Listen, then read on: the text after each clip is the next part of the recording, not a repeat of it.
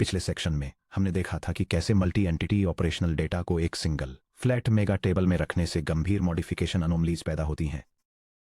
हमने देखा कि जब एक इवेंट, एक वेन्यू, एक क्लाइंट और एक कीनोट स्पीकर एक हीरो स्ट्रक्चर शेयर करते हैं तो एक सिंपल वेन्यू एड्रेस को अपडेट करना या किसी कैंसल्ड बुकिंग को डिलीट करना पूरे डेटाबेस को स्ट्रक्चरल केस में डाल सकता है।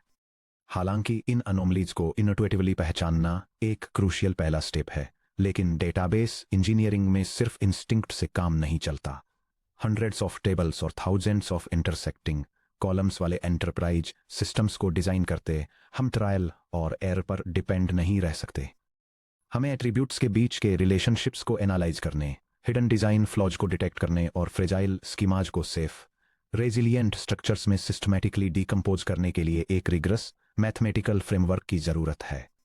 वह मैथमेटिकल फ्रेमवर्क फंक्शनल डिपेंडेंसीज यानी एफडीज पर बना है। Functional dependencies relational database design की अंडरलाइंग स्ट्रक्चरल रूल बुक की तरह काम करती हैं। ये डिफाइन करती हैं कि किसी रिलेशन के अंदर इंडिविजुअल डेटा एलिमेंट्स एक दूसरे पर कैसे रिलाई करते हैं, जो नॉर्मलाइजेशन को ऑटोमेट करने, स्कीमा करेक्टनेस को प्रूव करने और स्ट्रक्चरल रिडंडेंसीज को एलिमिनेट करने के लिए जरूरी फॉर्मल मशीनरी प्रोवाइड करती हैं। 1. Defining functional dependencies X arrow Y.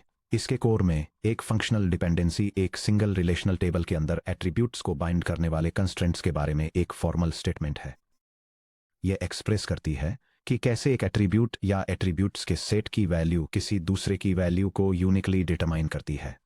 The formal definition: मान लीजिए आर एक रिलेशनल स्कीमा है और एक्स और वाई आर से बिलोंग करने वाले एट्रीब्यूट्स के आर्बिट्रेरी सबसेट्स हैं। एक फंक्शनल डिपेंडेंसी जिसे इस तरह डिनोट किया जाता है: x implies y। इसे ऐसे पढ़ें: x functionally determines y या y is functionally dependent on x। Schema R पर और केवल तब लागू होता है जब R के किसी भी वैलिड लीगल इंस्टेंस के लिए, जब भी दो टुपल्स t1 और t2 एट्रीब्यूट सेट x के लिए अपनी वैल्यूज पर एग्री करते हैं, तो उन्हें एट्रीब्यूट सेट y के लिए अपनी वैल्यूज पर भी मस्त एग्री करना होगा। फॉर्मल रिलेशनल लॉजिक नोटेशन में यह रूल इस तरह लिखा जाता है: For all t1 t2 in R if t1 x equal to t2 x implies t1 y equal to t2 y। इस एक्सप्रेशन में x को डिटर्मिनेंट कहा जाता है, वो एट्रीब्यूट या एट्रीब्यूट्स का ग्रुप जो ड्राइवर के रूप में एक्ट करता है। x की वैल्यू जानने से आप y की एग्जैक्ट करस्पॉन्डिंग वैल्यू को लुक अप या पिन पॉइंट कर सकते हैं। y को डिपेंडेंट कहा जाता है, वो एट्रीब्यूट या एट्रीब्यूट्स का ग्रुप जिसकी वैल्यू x द्वारा कंस्ट्रेंड या गवर्न होती है। The functional dependency structure determinant x dependent y अगर 2 रोज में आइडेंटिकल x वैल्यूज हैं तो उनकी y वैल्यूज भी must be identical. Concrete scenario: the corporate HR and payroll system. इस फॉर्मल नोटेशन को एक प्रैक्टिकल एंटरप्राइज सेटिंग में ग्राउंड करने के लिए किसी ऑर्गेनाइजेशन की central workforce table employee payroll पर विचार करें। यह टेबल personal employee records, tax identifiers, assign department details और जियोग्राफिकल कॉम्पनसेशन डेटा को ट्रैक करती है। कंप्रेहेंसिव HR और payroll schema: create table employee payroll employee ID int primary की सोशल सिक्योरिटी नम 411 एम्प्लॉय नेम वार 4 100 डिपार्टमेंट ID वार 4 10 डिपार्टमेंट नेम 100 जिप कोड वार 4 10 city वार 4 50 hourly rate decimal 10 2। चलिए देखते हैं कि real world enterprise rules in columns में सीधे formal functional dependencies में कैसे translate होते हैं। Employee payroll data snapshot emp underscore ID SSN name dept underscore I ID dept underscore name zip underscore code city rate 1001 pipe 999-00-11111 pipe S.chain pipe D-10 pipe human resource pipe 9010 pipe Beverly pipe 40 5.00-1002 pipe 999-00-2222 22 pipe M dots Ross pipe D-20 pipe engineering pipe 99010 pipe Beverly pipe 50 5.00-10033 pipe 999-00-3333 pipe dot Patel pipe D-10 pipe human resource pipe 1000 pipe New York pipe 48.0001004 pipe 999-00-4444 pipe के dot Gomez pipe D-30 pipe marketing pipe 9010 pipe Beverly pipe 50.00। Corporate business policy को analyse करके हम employ role payroll schema के लिए functional dependencies का following active set जिसे set F के रूप में डिनोट किया जाता है, एस्टेब्लिश करते हैं। 1 employee ID right arrow social security num employee name department ID zip code hourly rate business rule unique system ID employee ID assign किए गए हर एम्प्लॉय के पास एग्जैक्टली एक गवर्नमेंट आइडेंटिटी नंबर, एक लीगल नेम, एक असाइन डिपार्टमेंट, एक home postal code और एक आवरली पे रेट होता है। अगर 2 रोज में एम्प्लॉय आईडी इक्वल टू 1001 है तो उन रोज में हर एसोसिएटेड एट्रीब्यूट परफेक्टली मैच होना चाहिए।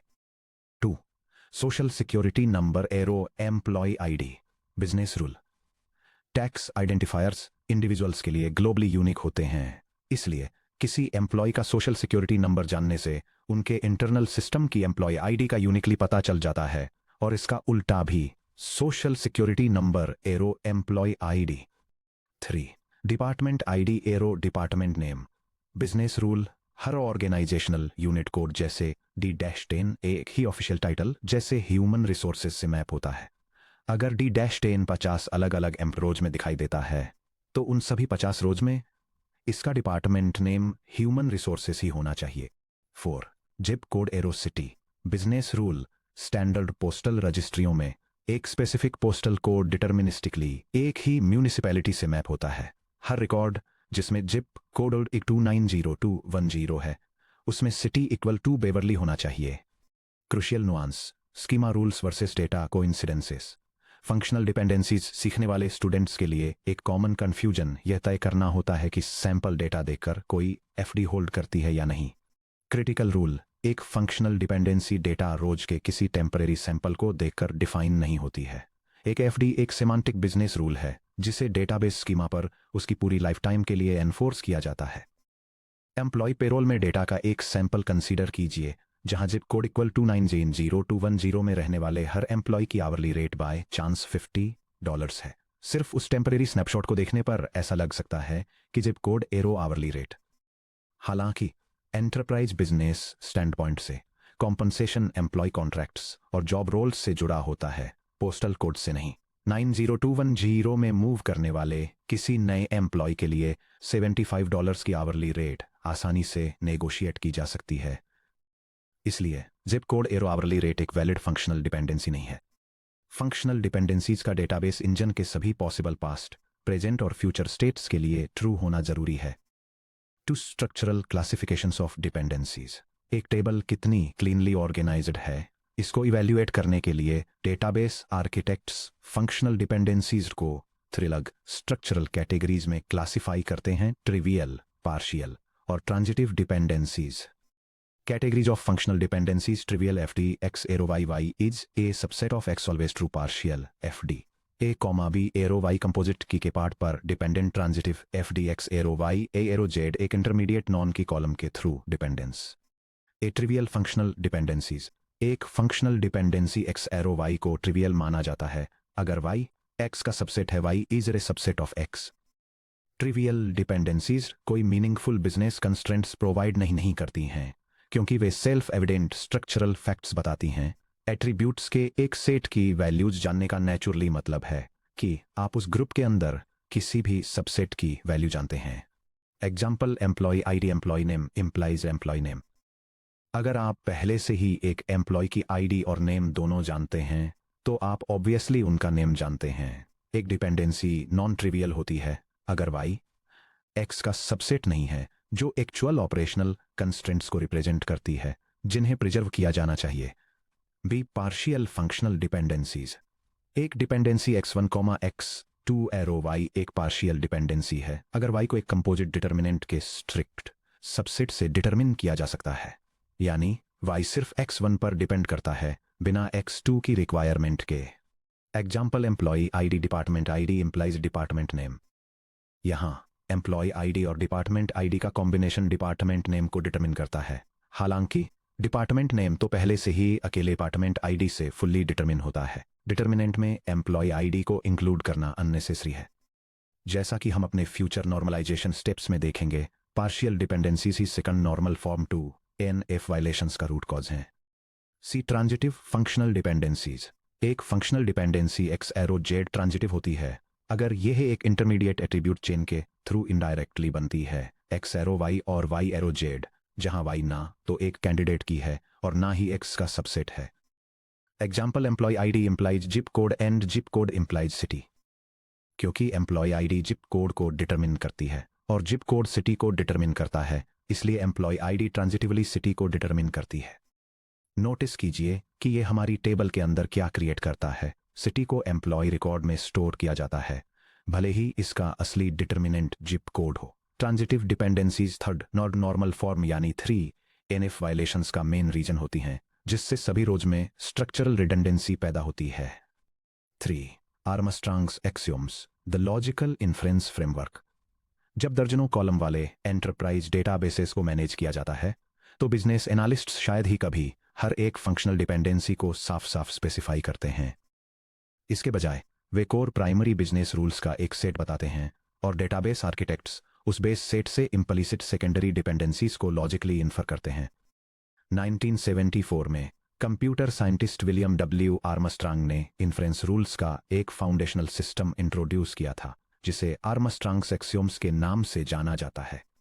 ये एक्सियोम्स साउंड हैं, यानी वे कभी भी कोई गलत डिपेंडेंसी इन्फर नहीं करते, और कंप्लीट हैं, यानी वे दिए गए सेफ से इम्प्लाई होने वाली हर वैलिड फंक्शनल डिपेंडेंसी को जनरेट कर सकते हैं। आर्मस्ट्रांग्स प्राइमरी एक्सियोम्स। रिफ्लेक्सिविटी, अगर y is a subset of x तो x इंप्लाइज y। ऑगमेंटेशन, अगर x implies y, x z implies y z। ट्रांसिटिविटी, अगर x इंप्लाइज y और y इंप्लाइज z तो x implies z. The three primary axioms. 1. Axiom of reflexivity. अगर y x का subset है यानी y is a subset of x, तो x functionally y को determine करता है। Formal notation y is a subset of x implies x implies y. Intuition. कॉलमों का एक ग्रुप अपने अंदर मौजूद किसी भी कॉलम को ऑटोमेटिकली डिटरमिन करता है। एग्जाम्पल, एम्प्लॉय आईडी और डिपार्टमेंट आईडी का set implies employee ID. 2. Axiom of augmentation. अगर x इंप्लाइज y होल्ड करता है, तो दोनों तरफ एक आर्बिट्रेरी एट्रीब्यूट सेट z जोड़ने पर भी फंक्शनल डिपेंडेंसी बनी रहती है। Formal notation x implies y implies x, z implies y z। Intuition, अगर किसी एम्प्लॉय की आईडी जानने से उसकी आवरली रेट का पता चलता है, तो उसकी आईडी और उसका होम जिप कोड जानने से भी उसकी आवरली रेट और होम जिप कोड का पता चलेगा। एग्जाम्पल, अगर employee ID implies hourly rate, तो एम्प्लॉय आईडी और जिप कोड का सेट इंप्लाइज आवरली रेट और जिप कोड का सेट। 3. Axiom of transitivity. अगर x इंप्लाइज y होल्ड करता है और y इंप्लाइज z होल्ड करता है, तो x इंप्लाइज z भी होल्ड करेगा। Formal notation x implies y and y implies z, implies x implies z। Intuition, dependencies transitively एक दूसरे से जुड़ती हैं। एग्जाम्पल, अगर employee ID arrow zip code और जिप कोड एरो सिटी है, तो एम्प्लॉय आईडी एरो सिटी होगा। Secondary derived inference rules. Daily database engineering work के लिए प्राइमरी एक्सियोम्स को बार बार अप्लाई करना टेडियस लग सकता है। डिपेंडेंसी इन्फ्रेंस को स्ट्रीमलाइन करने के लिए आर्मस्ट्रांग के प्राइमरी एक्सियोम्स से सीधे 3 सेकेंडरी रूल्स डिराइव किए गए हैं। Secondary inference rules. पहला है यूनियन। अगर x इंप्लाइज y और x इंप्लाइज z है, तो x इंप्लाइज y z होगा। दूसरा है डिकम्पोजिशन। अगर x इंप्लाइज y z है, तो x इंप्लाइज y और x इंप्लाइज z होगा। तीसरा है स्यूडो ट्रांजिटिविटी। अगर x इंप्लाइज y और wy इंप्लाइज z है, तो wx इंप्लाइज z होगा। 1. Rule of union, combining dependencies. अगर एक single determinant x independently 2 distinct attributes y और z को डिटरमाइन करता है, तो वह उन्हें साइमल्टेनियसली डिटरमाइन करता है। If x implies y and x implies z, implies x implies yz. Proof 1. X arrow y given. 2. X arrow x reflexivity implies x arrow x. 3. X arrow y implies x arrow xy augmentation using x imply x arrow xy. 4. X arrow z implies x y arrow yz augmentation using y. 5. X arrow yz transitivity applied to lines 3 and 4. 2. Rule of decomposition, splitting dependents. अगर x attributes के combined set y z को determine करता है, तो वह हर attribute को individually determine करता है। If x implies y, z implies x implies y and x implies z. Practical application, ये हमें employee ID arrow name city जैसी कॉम्प्लेक्स फंक्शनल डिपेंडेंसीज को लेने और उन्हें इंडिविजुअल रूल्स में क्लीनली स्प्लिट करने की परमिशन देता है। एम्प्लॉय आईडी एरो नेम और employee ID arrow city.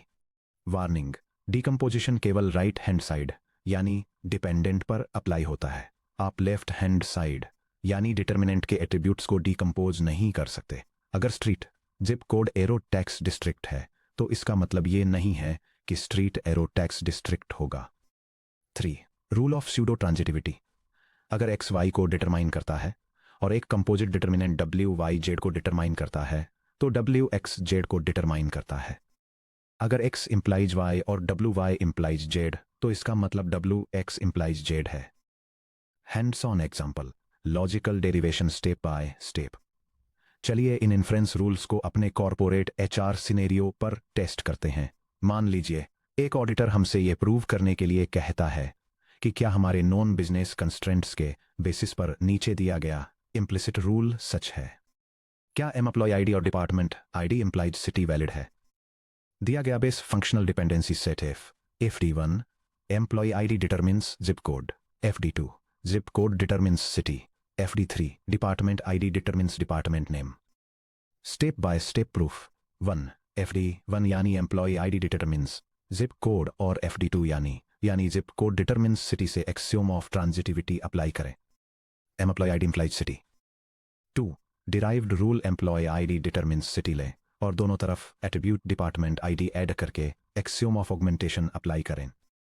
Employ ID और डिपार्टमेंट आईडी इंप्लाइज सिटी और डिपार्टमेंट आईडी। 3. राइट साइड के एट्रीब्यूट सेट पर एक्सियोम ऑफ रिफ्लेक्सिविटी अप्लाई करें। सिटी और डिपार्टमेंट आईडी इंप्लाइज सिटी।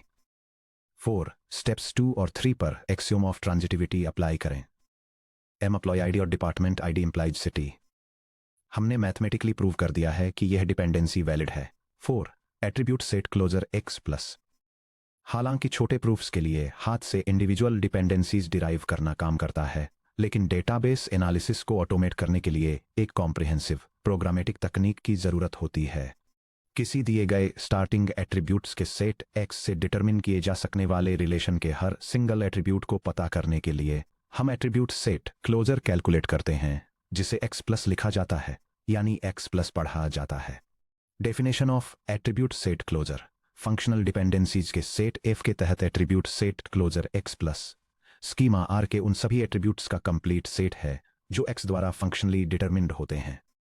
अगर एक एट्रीब्यूट A X+ के अंदर है तो functional dependency X determines A को F से आर्मस्ट्रांग्स एक्सियोम्स का यूज करके डिराइव किया जा सकता है।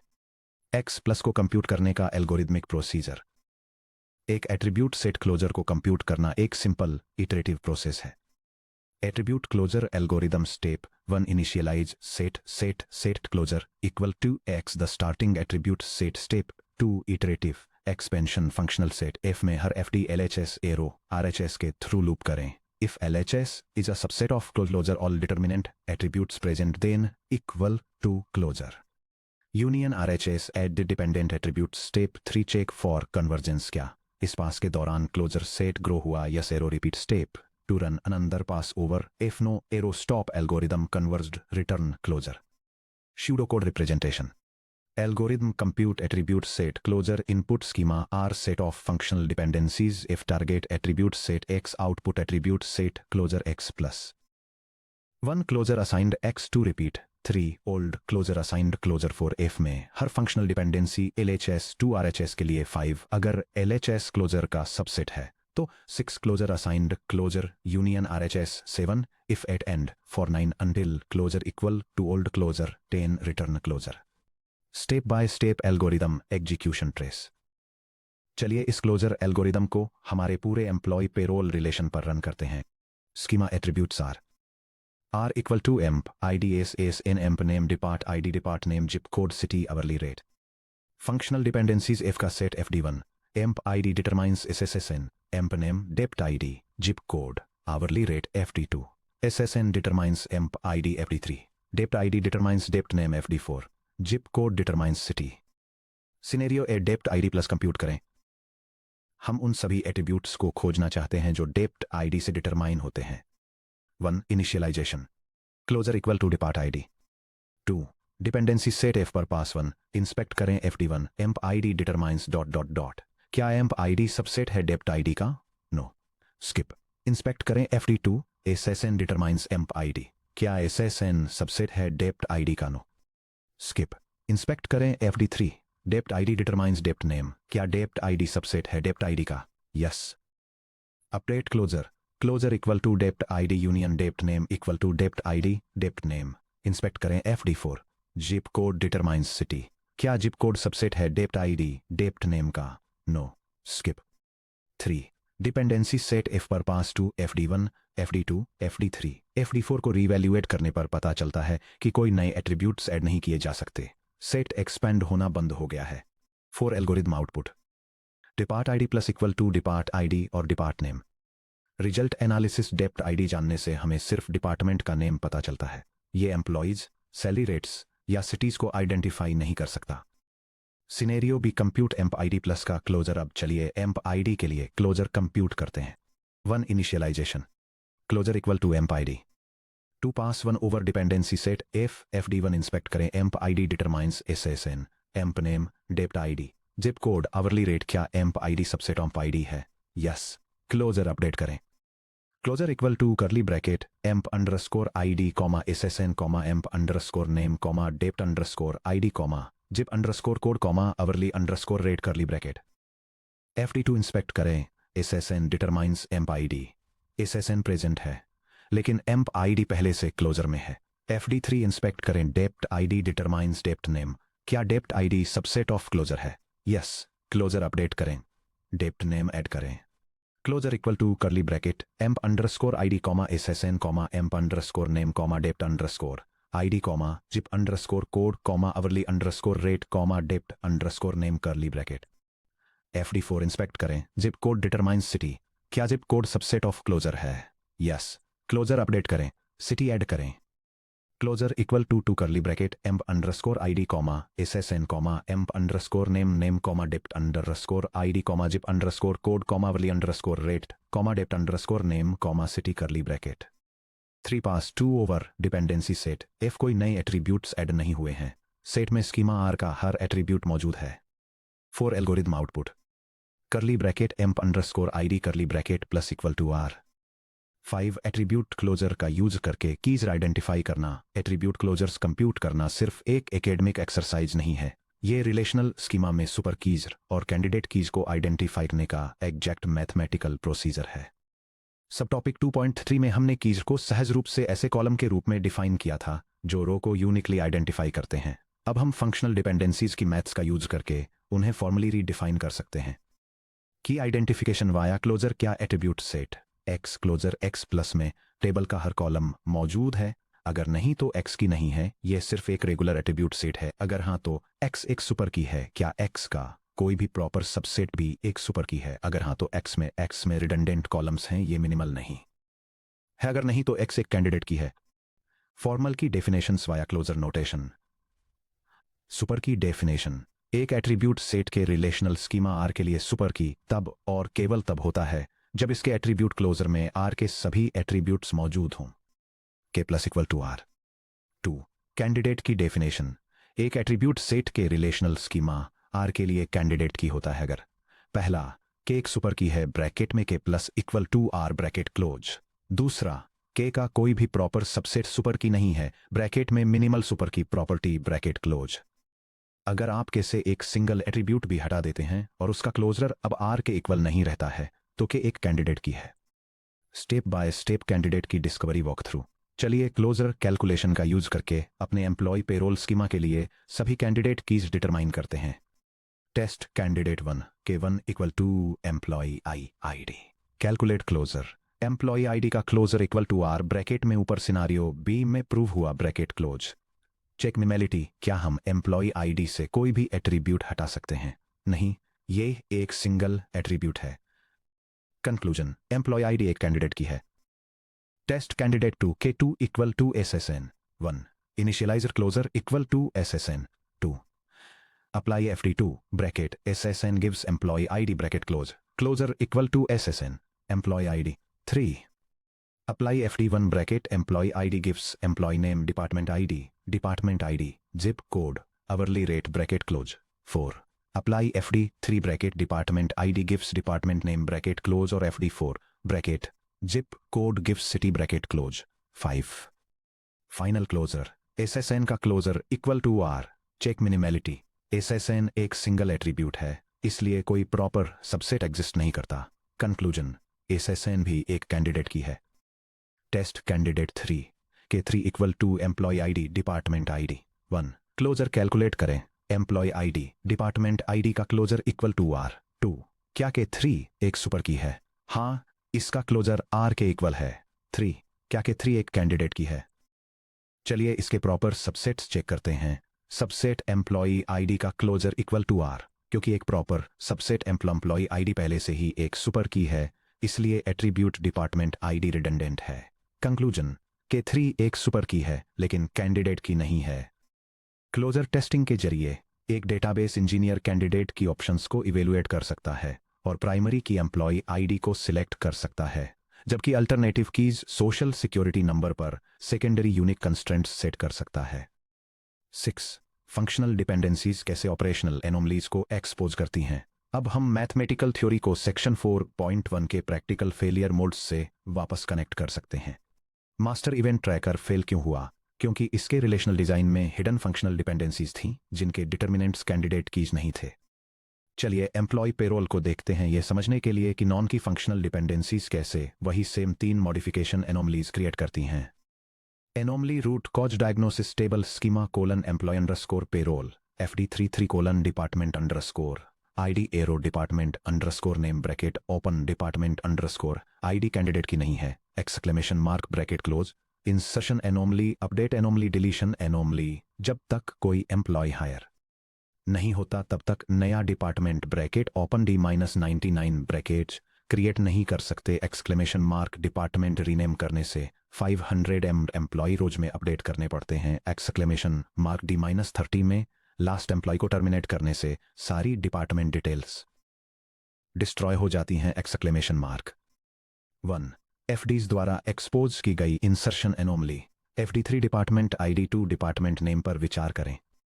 अगर कॉर्पोरेट HR एक नया division department ID equal to D-99 department name equal to robotics create करता है, तो जब तक हम इसमें किसी एम्प्लॉय को असाइन नहीं करते तब तक हम इस नए डिपार्टमेंट को एम्प्लॉय पेरोल में इंसर्ट नहीं कर सकते। क्यों?